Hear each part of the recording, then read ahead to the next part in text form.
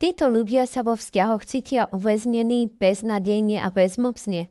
Preto z nenazdania začnú osobu, s ktorou majú taký vzťah, odťahovať od seba.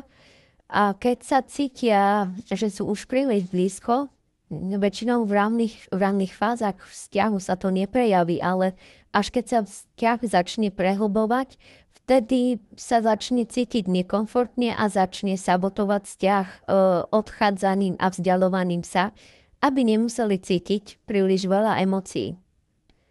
Posledným typom je tzv. Dezorganizovaná vzťahová väzba alebo bojazlivá vzťahová väzba alebo strachuplná vzťahová väzba.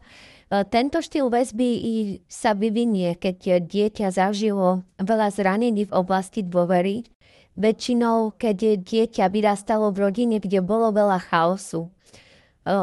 Odohrávalo sa v jeho blízkosti veľa hádok, nervozity, kriku, alebo zažilo nejaké nesplnené, nenaplnené sľuby, klamstva, alebo keď rodičia mali problémy so závislosťami, alkoholom, drogami, gamblingom a iné závislosti, ktoré spôsobovali nevšímavosť k dieťaťu, ktoré vplývali takto na starostlivosť o dieťa, rôzne štýly výchovy u rodičov, alebo keď rodič mal nejaké narcistické sklony.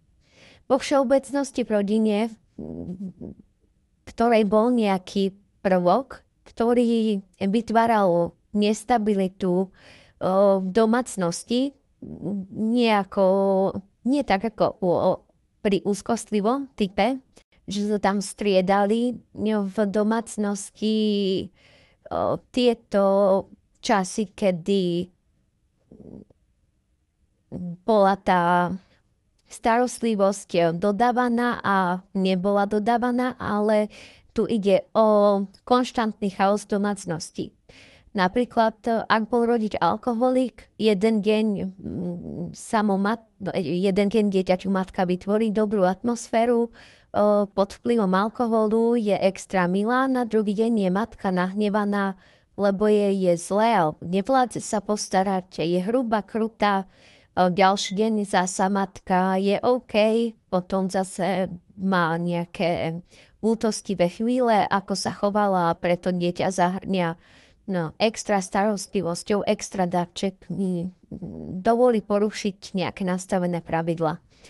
Takže ide o sústavný chaos, keď dieťa nedokáže si absolútne vytvoriť žiaden vzor, pretože dieťa nikdy nevie, čo môže čakať. Situácia v domácnosti je nepredvídateľná. Takéto dieťa sa stáva hypersenzitívne na všetky nuancy chovania svojho opatrovníka a naučí sa čítať medzi riadky a všímať si každú zmenu, aj tú najmenšiu, a analyzuje mikrorozdiely v chovaní, vo vyjadrovaní každého človeka. Je veľmi upodozrievavé, nedôveruje nikomu, číta tzv. Body language, tón hlasu, proste všetko.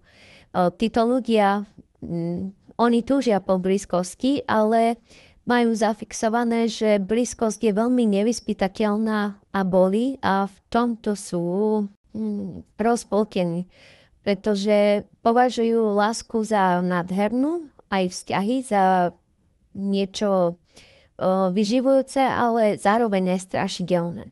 Preto pendlujú medzi extrémami. Raz sú najlepšími partnermi na svete a druhý deň dokážu byť najväčšími nepriateľmi. Takže toto boli 4 základné typy vzťahovej väzby. Je dôležité o nich vedieť, aby sme mohli tieto väzby rozpoznávať v našich vzťahoch. Treba pamätať, že žiadna táto väzba nie je fixná, nemenná a že každá sa dá zmeniť na zdravú väzbu. Spôsob, ako na tom pracovať, to sa budem snažiť shrnúť v nejakom samostatnom videu.